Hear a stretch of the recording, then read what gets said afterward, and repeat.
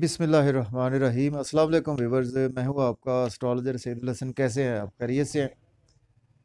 तो जिन फ्रेंड्स ने जी चैनल को सब्सक्राइब नहीं किया तो चैनल सब्सक्राइब कर दें। तो आज का हमारा टॉपिक है कि काफ़ी ज़्यादा क्वेश्चन भी आ रहे थे कि आया कि हम अपना जायचा क्यों बनवाएं। आज हमने 4-5 पॉइंट्स पर बात करनी है कि जायचा क्या होता है, बर्थ चार्ट क्या होता है। और इसको हम देखें कि सबसे पहले स्टार्ट करते हैं कि बर्थ चार्ट या जायचा इसको हम बोलते हैं, इसको हम कुंडली भी बोलते हैं। तो ये हमें जो है वो किन चीज़ों के हवाले से जो है वो रहनुमाई कर सकता है, हमें क्यों बनवाना चाहिए और इसके क्या पर्पज़ होते हैं और हम क्यों बनवाएं बर्थ चार्ट अपना। तो इसी पर आज हमने बात करनी है कि हमें बर्थ चार्ट आया कि बनवाना चाहिए या नहीं बनवाना चाहिए और क्यों बनवाना चाहिए, कब बनवाना चाहिए। तो ये है आज का हमारा टॉपिक। देखिए, इसको हम जायचा बोलते हैं, बर्थ चार्ट बोलते हैं, कुंडली बोलते हैं। और देखें कि जायचा या बर्थ चार्ट या कुंडली हमें क्यों बनवाना चाहिए और इसका जो है वो इसका कैसे बनता है। देखें कि जायचा या बर्थ चार्ट, कुंडली, देखिए इसमें हमें चाहिए होता है कि आपका डेट ऑफ बर्थ एक्यूरेट होनी चाहिए, आपकी टाइम ऑफ बर्थ एक्यूरेट होना चाहिए, आपका प्लेस ऑफ बर्थ आपकी एक्यूरेट होनी चाहिए। तो देन जो एक पिक्चर जो होती है आपके पैदाइश के टाइम की जायचे में कि जो प्लानिटरी कंडीशंस उस वक़्त कौन से हाउस में कौन से प्लैनेट उस वक़्त बैठे हुए थे और किस डिग्री पर बैठे हुए थे। ठीक है, तो ये होता है जी बर्थ चार्ट या जायचा इसको हम बोलते हैं। तो उससे आपको आपके असेंडेंट का पता चल जाता है कि आपका सपोज़ आपका एरीज़ असेंडेंट है या कि आपका पाइसेस असेंडेंट है। और दूसरे नंबर पे आपको अपना मून साइन पता चल जाता है कि मेरा मून साइन कौन सा है। कोई भी आपका मून साइन हो सकता है।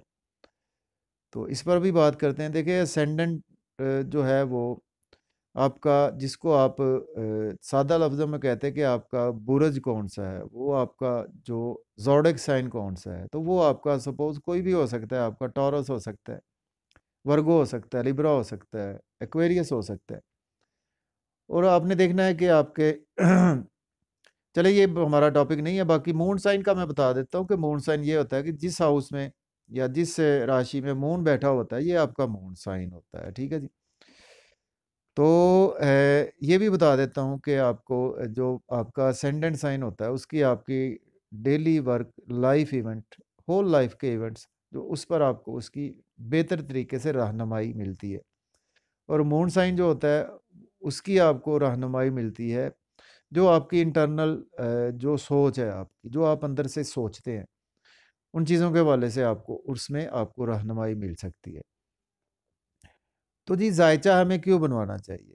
तो जायचा देखें कि जो भी बंदा अफोर्ड करता है उसको जायचा ज़रूर बनवाना चाहिए। मेरी नज़र में जायचा आपको या हर बंदे को ही बनवाना चाहिए।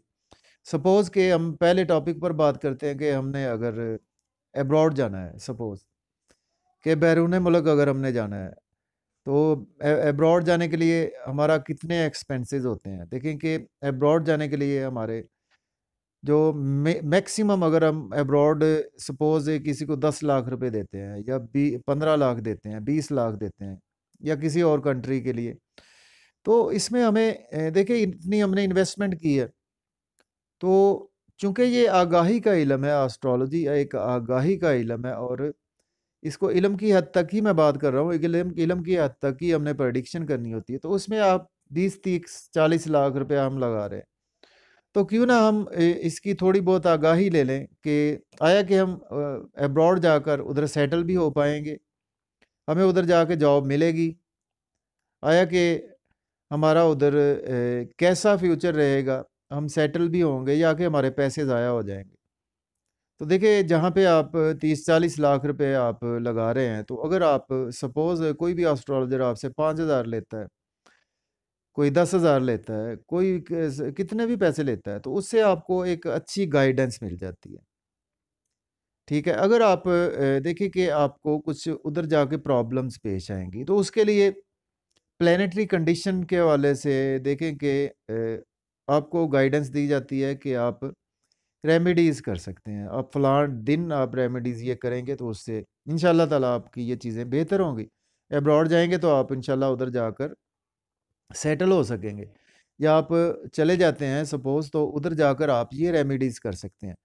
तो ये आप कुछ अल्लाह ताला का कलाम है, ये आप इसको पढ़ सकते हैं, ठीक है? और इस तरह से आप रेमेडी कर सकते हैं, क्योंकि प्लैनेट की प्लेसमेंट के हवाले से, चूँकि अगर कोई सपोज़ के प्लैनेट जो है वो मेलेफिक आपके प्लैनेट्स हैं, सपोज़ किसी भी 6, 8, 12 घर में बैठे हुए हैं और आपके मेलेफिक हैं प्लैनेट जो है वो आपके बर्थ चार्ट के रिगार्डिंग जो है वो मेलेफिक है, तो फिर उनकी जो होती है जी प्लैनेट की जो पावर होती है, या उनका जो हमने देखना होता है कि इसकी पावर को हमने किस तरह से डिक्रीज़ करना है और इसकी पावर को किस तरह से इंक्रीज़ भी करना है। तो ये सारी चीज़ें इसमें होती हैं, चूँकि एस्ट्रोलॉजर भी आपका एज़ ए डॉक्टर ही होता है। तो नंबर 1 तो आप ये बैरून मुल्क के हवाले से देखें, और उसके बाद देखें कि शादी एक हमारी ज़िंदगी का सबसे ही अहम जो इवेंट ऐसा है शादी।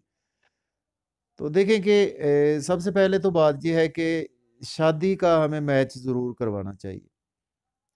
ठीक है, शादी पर भी हमारा जो है वो अगर हमारी बच्चियों की शादी है तो उसमें हमारा 20 से 30 लाख रुपया आराम से जो है वो खर्चा हो जाता है, और अगर मेल की शादी है उस पे भी 10, 15, 20 लाख रुपए, ये आपकी अपनी हस्बे इस्तात होता है कि आपका कितना उस पर आप खर्चा करते हैं, लेकिन खर्चा बहुत ज़्यादा होता है। तो क्यों ना हम उसकी जो है वो कुंडली को या बर्थ चार्ट को हम मैच करवा लें, कि अगर देखें कि सपोज़ जिसमें कि कुछ मांगलिक होते हैं कि जिनका मार्स जो है वो 6, 8, 12 घर में प्लेस होता है, या फर्स्ट हाउस में प्लेस होता है, फोर्थ हाउस में होता है, तो वो मांगलिक होते हैं, तो उनकी शादी में काफ़ी ज़्यादा प्रॉब्लम देखिए कि उसमें मैच ये करना होता है कि अगर तो फीमेल लाइफ पार्टनर आगे से वो भी मांगलिक है तो फिर उनकी जो है वो मैच हो जाता है। तो देखिए मैंने काफ़ी ये जो है फीमेल्स मेरे पास आते हैं क्लाइंट्स, तो देखिए कि नहीं वो मुझे एज तो बताते हैं 25 साल है मेरी, 26 साल, लेकिन मैं नहीं मानता कि उनकी एज किसी की 35 साल होती है, किसी 40 तक हमारी फीमेल स्पेशली जो वो जा चुकी होती हैं। तो क्यों ना वो इसको पहले से अपना बर्थ चार्ट बनवा कर इसकी कुछ रेमेडीज़ करें, कुछ अल्लाह ताला के इस्म पढ़ें, कुछ अल्लाह ताला कुरान पाक की आयत पढ़ें, तो जिसकी वजह से अल्लाह ताला भी करम करे, और कुछ रेमेडीज़ की जाएँ जिसकी वजह से अल्लाह ताला करम करे। तो देखिए एक शादी का इवेंट ऐसा है, तो इस पर भी हमें बहुत ज़्यादा जो है वो, और शादी नहीं हो रही, इसमें भी देखें मांगलिक योग होता है बर्थ चार्ट में, वही बात हो रही थी अभी। तो ये बात होगी, उसके बाद देखें कि हम एक और पॉइंट हाईलाइट करेंगे, वो ये है कि अगर हम सपोज़ हमने कोई अच्छी प्रॉपर्टी परचेज़ करनी है। देखिए प्रॉपर्टी आपको पता है कि कितनी जो है वो इस वक़्त कॉस्ट है प्रॉपर्टी की। तो अगर हम प्रॉपर्टी के हवाले से भी हमें जो है वो आगाही ये इल्म देता है कि हमारे लिए इस वक़्त ये प्रॉपर्टी लेना बेहतर है, या कि हमें जिस जगह पे हम प्रॉपर्टी ले रहे हैं, आया कि इस पे कोई मसला तो नहीं होगा, ये प्रॉपर्टी डिस्प्यूटेड तो नहीं होगी। तो देखिए इस पर हम लाखों करोड़ों रुपए लगाते हैं, तो क्यों ना हम एस्ट्रोलॉजर को 5,000 रुपए देकर, तो हम इसका कुछ बेहतर तरीके से, ताकि इल्म की बुनियाद पर आपको एस्ट्रोलॉजर चूँकि डॉक्टर होता है आपका, वो आपको सही तरीके से आपको मशवरा देगा। तो इसे के रिगार्डिंग भी हमारे लिए बर्थ चार्ट बनवाना बहुत ज़रूरी है। घर के हवाले से हमें, तो उसके बाद एक दो और पॉइंट हाईलाइट करता हूँ मैं। देखिए कि हेल्थ के हवाले से देखिए कि तंदुरुस्ती जो है वो हज़ार नेमत है। आप जानते ही हैं कि सेहत जो है वो उससे बढ़कर कोई चीज़ नहीं है। तो ये इल्म ऐसा है एस्ट्रोलॉजी के, हमें हेल्थ के इश्यूज़ के हवाले से भी आगाही देता है। तो कि प्लैनेट की प्लेसमेंट से हमें पता चल जाता है कि आपको कौन से हेल्थ के इश्यूज़ हैं और कौन से हेल्थ के इश्यूज़ आपको पास्ट में हो सकते हैं।